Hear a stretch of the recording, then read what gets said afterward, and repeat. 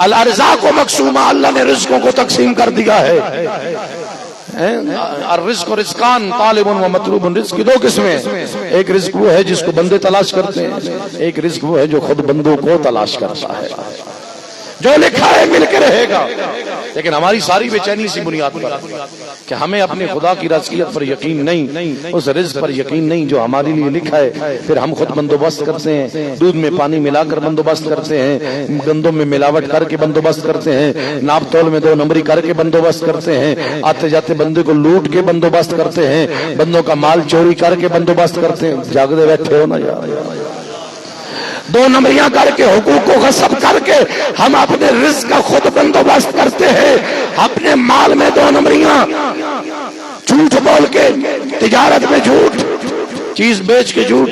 Mobile بیچا میں نے، اس کے اندر کئی نقص ہیں، شریعت کہتی ہے جو نقص ہیں وہ بتانا واجب، لیکن میرا کام یہ ہے کہ اس کا ظاہری ایسا، اوپر سے اس کو ایسا بناؤں میں چمک دمک کہ اندر سے اس کی پتہ نہ چلے کہ اس میں کون سے نقص ہیں. لیکن شریعت کہتی ہے کہ اگر اس میں نقص ہے تو بتاؤ کہ اس کے اندر یہ نقص ہے، یہ نقص ہے، تب تیری تجارت بھی ٹھیک ہوگی، تیری بیع و شراء بھی ٹھیک ہوگی، جو اس کے بدلے میں مال ملے گا وہ تب حلال ہوگا. گاڑی بیچ رہے ہو، انجن ٹھیک نہیں، لیکن کوشش یہ ہے کہ خریدنے والے کو پتہ ہی نہ چلے، اور اس نے خرید لیا تو ماشاءاللہ بڑی خوشی ہوئی. کیا بات ہے، بڑی خوبصورت تجارت کی آپ نے، بڑے اچھے انداز میں 2 نمبری کر لی، اور پھر اس 2 نمبری پر خوش بھی کہ بڑا منافع کمایا. اور منافع کتنا کمایا؟ مثلا اگر گاڑی بیچتا ٹھیک ٹھاک، اگر اس کے پورے عیب بیان کر کے بیچتا تو ممکن ہے وہ 30 لاکھ کی بیچا. اگر اب چھپا کے بیچی تو 2 لاکھ اوپر سے ہیں، 32 لاکھ کی بیچ لی، 2 لاکھ زیادہ کما لی. اب 2 لاکھ منافع نہیں کمایا، 2 لاکھ کے بدلے میں جنت کو بیچ دیا. دودھ میں پانی خالص بیچتا تو 10,000 کا، پانی ڈال کے بیچتا تو 5,000 اوپر منافع کما لیتا. اب 5,000 اس نے کمائے نہیں، 5,000 کے بدلے میں اللہ کی رضا کو بیچ دیا، جنت کو بیچ دیا. معصوم فرماتے ہیں اے انسان، تیری قیمت جنت ہے، جنت. اپنے آپ کو جنت سے کم قیمت پر مت بیچ. چند ہزاروں کے بدلے میں، چند لاکھوں کے بدلے میں اپنی قیمت نہ لگا. لیکن ہم کیا ہیں، ہم نقد و نقدی سودا کرنے کے عادی ہیں. ادھر سے جناب 2 لاکھ آ جائے، بے شک 2 نمبری سے آئے، لیکن آ تو رہا ہے نا، ابھی آ رہا ہے. جنت کے پھل تو بعد میں ہے، وہ پتہ نہیں کون دیکھے گا یا کون نہیں دیکھے گا. یہ ابھی 2 لاکھ آ رہے ہیں، اب پتہ نہیں 2 لاکھ میرے ہاتھ میں پہنچیں گے تو میں زندہ رہوں گا بھی صحیح یا نہیں. یہ میری جان، یہ میرا نفس، یہ میرا سانس چلتا ہے، پتہ نہیں میں یہ 2 لاکھ میرے نصیب میں ہیں بھی صحیح یا نہیں. یہ میرے نصیب میں ہے یا میری آگے نسلوں میں جا کر یہ نصیب میں ہے. لیکن یاد رکھنا، معصوم فرماتے ہیں جو اللہ نے تیرے لیے لکھا ہے وہ تجھے مل کے رہے گا. ایک صحابی اٹھا، امام امیر المومنین نے فرمایا نا کوئی انسان بھوکا نہیں مرے گا. ایک صحابی محفل سے اٹھا، کہا مولا آپ نے کہا کوئی بندہ بھوکا نہیں مرے گا. اگر ایک بندے کو حجرے میں بند کر دیا جائے، نہ دروازہ ہو، نہ کھڑکی ہو، نہ کوئی اندر سے باہر آ سکے، نہ باہر سے کوئی اندر آ سکے، مولا کیا اس کو بھی رزق ملے گا؟ امام فرماتے ہیں ہاں اس کو بھی ملے گا. مولا اس کا رزق کہاں سے آئے گا؟ امام فرماتے ہیں جہاں سے اس کی موت آئے گی. جو موت کا مالک ہے وہی رزق کا بھی مالک ہے. اس لیے یاد رکھ، 2 ہی اصول آج میں آپ کے سامنے بیان کر سکا، لیکن 2 اصول اپنی زندگی کی بہتر اصول بنا کہ عمل کے بارے میں تجھ سے سوال ہوگا، عمل کے حوالے سے تو نے مطمئن نہیں ہونا، رزق کے حوالے سے پریشان نہیں ہونا. ہمارا کام الٹ ہے، ہم عمل کے حوالے سے مطمئن ہے جیسے مرنا ہی کوئی نہیں، جیسے پوچھے ہی کوئی کچھ نہیں جاننا ہم سے، اور رزق کے حوالے سے پریشان ہے جیسے ملتا ہی کوئی نہیں. معصوم فرماتے ہیں تعجب ہے اس انسان پر جس کو ہر وقت کھانے کے لیے کھانا مل جاتا ہے لیکن پھر بھی پریشان ہے رزق کے حوالے سے، اور ہر لحظے کے بعد موت کے قریب ہو رہے لیکن پھر بھی مطمئن ہے جیسے اس نے مرنا ہی کوئی نہیں. اس لیے معصوم فرماتے ہیں یاد رکھ ہمارا کام اس سے برعکس ہے. ہم عمل کے حوالے سے تجھے کہتے ہیں کہ عمل کے حوالے سے پریشان ہو، رزق کے حوالے سے پریشان نہ ہو. کیوں؟ عمل کی ذمہ داری اللہ نے تیری لگائی ہے، رزق اللہ نے اپنے ذمہ رکھا ہے. اس ذات نے یہ رزق کسی اور بندے کے حوالے نہیں کیا کسی اور بادشاہ کے حوالے نہیں کیا، کسی کمینے کا تجھے محتاج نہیں کیا، اللہ نے رزق کے حوالے سے تجھے اپنا محتاج کیا ہے۔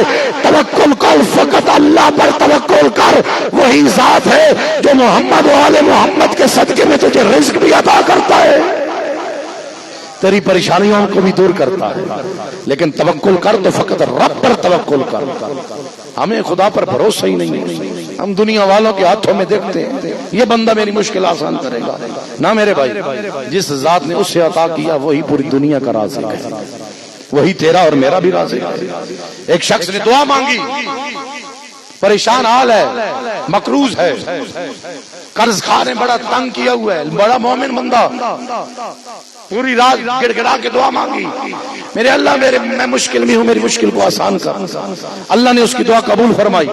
اسی رات اسی شہر میں دوسرا تاجر خواب میں دیکھتا ہے کہ اس کو آواز آتی ہے کہ اے بندے خدا اٹھ، فلاں گلی میں فلاں محلے میں ایک شخص پریشان ہے، اس کی پریشانی کو دور کر۔ ایک مرتبہ خواب سے اٹھا، خواب سمجھ کے پھر سو گیا، دوبارہ وہی خواب آئی، وہی آواز آئی، پھر اٹھا، پھر خواب سمجھ کے سو گیا، پھر اٹھا، اب یقین ہو گیا واقعی کوئی مشکل میں ہے، اپنی سواری سے پر بیٹھا، وہی خواب میں جو پتہ چلا تھا اسی پتہ پر پہنچا، دروازے پر دستک دی، اندر سے ایک شخص ہوتا ہوا باہر آیا، کہا اے شخص تو پریشان ہے، تیرا اتنا قرض ہے؟ وہ اندر سے کہتا ہے کہ ہاں میں اتنا مقروض ہوں۔ کہا یہ تیرے لیے مشکل کو آسان کیا میں نے، میرے لیے مجھے خواب میں آیا تو مجھے کہا گیا تیری مشکل کو آسان کرنا ہے، اتنے پیسے ہیں تیرے پہ، جا اپنی مشکل کو آسان کر، اپنا قرض اتار، اور پھر اس کے بعد بھی اگر کبھی تیرے اوپر مشکل آئے تو پھر میرا فلاں گلی میں فلاں محلے میں میرا مکان ہے، میری دکان ہے، میں تاجر ہوں، بڑا تاجر ہوں، میں تیری ہر مشکل کو آسان کروں گا۔ اس نے پیسے لیتے ہوئے کہا کہ ابھی بھی میں تیرے پاس نہیں آیا تھا، بعد بھی تیرے پاس نہیں آؤں گا، میں اسی ذات کے پاس جاؤں گا جس نے تجھے بھی عطا کیا اور ابھی مجھے بھی عطا کر دیا۔ بندے کو مانگنے کا سلیقہ آنا چاہیے، بندوں کے ہاتھوں کے پر نہ دیکھا کر، توکل علی اللہ، اللہ پر بھروسہ کر۔ بس عزادارو،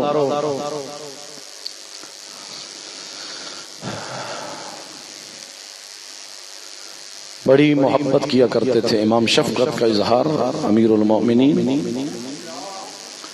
کوفہ کی یتیموں سے بڑی شفقت کیا کرتے تھے۔ اللہ اکبر، چند لمحوں کا مہمان ہے غریب کربلا۔ عزادارو، امیر المومنین شام سے مشکیزیں آئے، امام نے کوفہ کی یتیموں کو اکٹھا کیا، تمام یتیموں کو اکٹھا کر کے نا اپنے ہاتھوں سے شہد کھلانا شروع کیا۔ ایک خادم آیا، مولا یہ تو ہمارا کام ہے، آپ تو حاکم وقت ہیں، ہم ان یتیموں کو شہد کھلا دیں گے۔ امام نے فرمایا بات فقط شہد کھلانے کی نہیں ہے، یہ یتیم ہیں، ان کے باپ نہیں ہیں، جن کا باپ نہیں ہوتا ان کا باپ وقت کا امام ہوتا ہے، یہ یتیم ہیں، بات فقط شہد کھلانے کی نہیں ہے، میں جہاں شہد کھلاتا ہوں نا وہاں باپ کی شفقت کا اظہار بھی کرتا ہوں، ان کے سر پر شفقت کا ہاتھ بھی پھیرتا ہوں۔ عزادارو، کوفہ کے یتیم مسلمانوں نے اس علی کے یتیموں کا خیال نہیں رکھا۔ اجرکم علی اللہ۔ عزادارو، جب امام کے سر پر ضربت لگی ہے نا 19 رمضان المبارک کو جب ضربت لگی ہے، وہ تلوار جو امام کے سر پر لگی ہے نا وہ زہر میں آلودہ تھی۔ جب امام کا سر زخمی ہے نا تو حکیم جب دیکھنے آیا نا طبیب، تو اس نے دیکھا تو امام نے حسن مجتبیٰ سے کہا کہ مولا کا سر زخمی ہے، زہر جسم میں پھیل چکی ہے، زہر کا اثر اگر کم کرنا ہے نا تو ایک پیالہ دودھ کا اگر بندوبست ہو جائے تو مولا کو پلا دیا جائے تاکہ زہر کا اثر کم ہو جائے۔ اب یہ خبر کسی طریقے سے نا کوفہ کی گلیوں میں پھیلی، کوفہ کی گلیوں میں پھیلی، کوفہ کے یتیموں تک یہ خبر پہنچی کہ علی کو دودھ کے پیالے کی ضرورت ہے۔ تھوڑی دیر کے بعد نا کوفہ کی گلیاں ایسے ننھے ننھے یتیموں سے پر ہو گئی جن کے ہاتھوں میں دودھ کے پیالے تھے۔ جب بھی پوچھا جاتا نا ان یتیموں سے یہ کہاں جا رہے ہو، کہاں لے کے جا رہے ہو، ہر یتیم کہتا ہمارے بابا علی کو دودھ کی ضرورت ہے۔ میں کہوں گا مولا دودھ کی بڑی قیمت ہے، مولا پانی کی کوئی قیمت نہیں ہوتی۔ مولا آپ نے دودھ مانگا نہیں تھا، دودھ اتنی کثیر تعداد میں آ گیا، مولا قربان ہو جاؤں آپ کے بیٹے حسین پر کہ عصر عاشور اپنے 6 ماہ کے بچے کے لیے 2 گھونٹ پانی کا مطالبہ کرتا رہا، کوئی نہ تھا پانی دینے والا۔ اجرکم اللہ۔ عزادارو، علی اصغر کی شہادت امام کی مظلومیت پر سب سے بڑی مہر، اور یہ اس کا نتیجہ ظاہر ہوا کہاں؟ شام کے بازار میں۔ جب ایک شخص ہے نا شام کے بازار میں، جب نیزوں پر سروں کو لے کے جایا جا رہا ہے نا، وہ ہر ایک کے سر کو دیکھ رہا ہے، غور سے دیکھ رہا ہے، جیسے جیسے سر گزر رہے ہیں ہر سر کو دیکھ رہا ہے۔ جیسے ہی اس کی نگاہوں میں علی اصغر کا سر آیا نا، اس نے کوفہ کے، اس نے شام کے بازار والوں کو اکٹھا کیا اور کہا ہمیں تو بتایا گیا ہے کہ یہاں بغیوں کے خلاف جنگ ہوئی، یہ جنگ تو نہیں ہوئی، یہ تو ظلم ہوا ہے۔ اجرکم اللہ، اجرکم اللہ۔ عزادارو، امام سجاد نا، امام سجاد کے پاس جب بھی منہال آتا نا، منہال جناب مختار کا قاصد تھا، جناب مختار کی طرف سے پیغام لے کے آتا، علی اکبر کے قاتل کا سر لایا۔ منہال نے آ کر کہا مولا آج علی اکبر کا قاتل پکڑا گیا۔ امام سجاد کہتے بتا منہال کیا ہورملا پکڑا گیا؟ قاسم کی قاتل کی خبر لائے نا، کہا مولا آج قاسم کا قاتل پکڑا گیا۔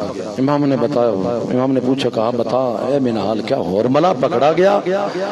عباس کے قاتلوں کی خبر لائے نا جناب منہال، تو اس وقت امام نے پوچھا منہال بتا کیا ہورملا پکڑا گیا؟ عزادارو، آخر منہال نے پوچھ لیا مولا بتائیے ہورملا نے کون سا بڑا ظلم کیا ہے کہ آج تک آپ ہورملا کے وہ بھلا نہیں پائے؟ اس وقت امام نے فرمایا، کہا کہ اے منہال ہورملا نے اتنا بڑا ظلم کیا ہے کہ آج تک علی اصغر کی ماں نہ ٹھنڈا پانی پیتی ہے نہ سائے میں بیٹھتی ہے۔ عزادارو، ایک مرتبہ جب ہورملا کو پکڑا ہے نا جناب مختار نے، جب مختار نے پکڑا ہے تو ہورملا سے پوچھا کہ ہورملا بتا تو صحیح تو نے کربلا میں کون سا ظلم کیا؟ اس وقت ہورملا کہتا ہے کہ اے مختار، کربلا میں میرے پاس ایسے 3 تیر تھے جو جنگوں میں انسانوں پر نہیں بلکہ حیوانوں کو گرانے کے لیے استعمال ہوتے تھے، جن کے 3 منہ تھے، 6 شعبہ تھی۔ رب مختار نے پوچھا ہے ہورملا بتا وہ تیر تو نے کہاں چلائے؟ ہورملا کہتا ہے پہلا تیر میں نے عباس کی مشکیزے میں چلایا۔ اجرکم اللہ۔ عزادارو، مختار نے پوچھا ہے اے لعین بتا تو نے دوسرا تیر کہاں چلایا؟ کہا دوسرا تیر میں نے اس وقت چلایا جب فرزند رسول اپنے گھوڑے کی زین پر بیٹھے تھے، ایک مرتبہ تیر چلا، تیر جناب حسین کے سینے میں پیوست ہوا۔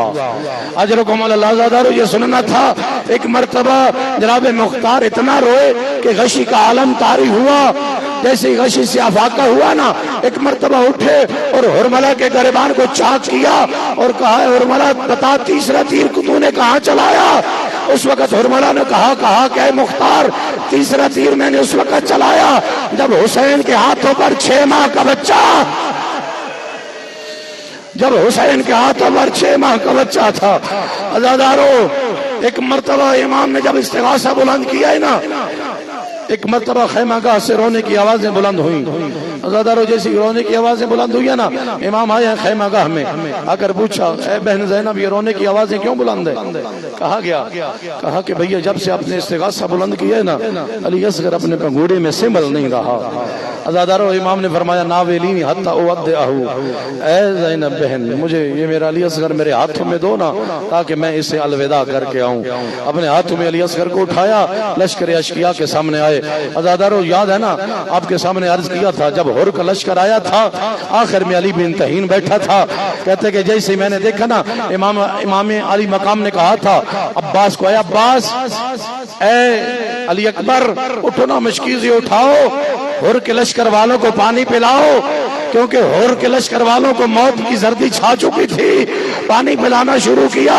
علی بن تہین کہتا میں آخر میں تھا، جب میں نے دیکھا نا کہ ایک طرف سے پانی پلانا شروع کیا ہے، میرے اندر میں ایک دل میں آواز اٹھی کہ پانی پلاتے ہوئے دور ہے، بندے زیادہ ہیں، پانی پہنچتے پہنچتے میرے اوپر تو موت چھا جائے گی، موت کا غلبہ طاری ہو جائے گا۔